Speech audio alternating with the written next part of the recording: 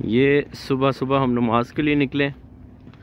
यहाँ तकरीबन अफ्तार के 1 घंटे बाद नमाज होती है और ये सामने हमारी मस्जिद है जिसकी तरफ हम जा रहे हैं। और यहाँ पे जिस दिन हम आए थे तकरीबन 5 तारीख को, उससे 3-4 दिन पहले यहाँ अच्छी खासी बर्फ़बारी हुई है और इस वक्त सड़कों पर जो है वो गाड़ियाँ रवां दवां हैं। अभी 2 बसें सामने से गुजरी हैं और ये मौसम जो है वो इस वक्त शदीद ठंड है। सुबह सवेरे सवेरे गाड़ियों के ऊपर अच्छी खासी जो है वो शबनम तो इसको नहीं कहेंगे, ज़ाहिर है,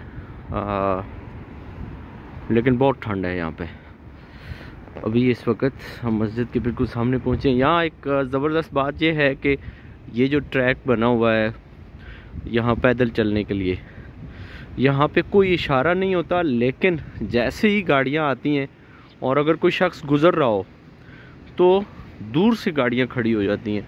वैसे भी हमने ट्रैफिक वार्डन कम से कम अभी तक तुर्की में नहीं देखे हैं कि कहीं ट्रैफिक वार्डन हो।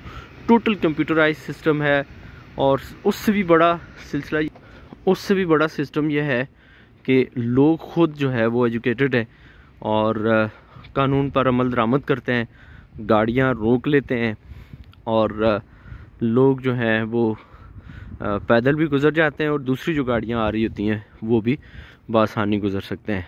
तो इसके अलावा हमने ये देखा कि बच्चे और नौजवान खुसूसन छोटी साइकिलें ले करके मैन सड़क के बीच में चल रहे होते हैं, तो कोई इशू नहीं होता, किसी को कोई तकलीफ़ नहीं। लोग जो है वो आसानी से उनको भी स्पेस देते हैं, उनको भी जगह देते हैं। ये मस्जिद के अंदर आ चुके हैं, ये इस वक्त जो है लोग अंदर मौजूद हैं। यहाँ तुर्की में ये होता है कि मसाजिद में लोग जो हैं वो कुरान करीम कारी साहिबान पढ़ते हैं और फिर जो है लोग उस कुरान करीम को कुरान खोल करके सुनते हैं। तो ये तकरीबन आधे पौने घंटे की मशक होती है।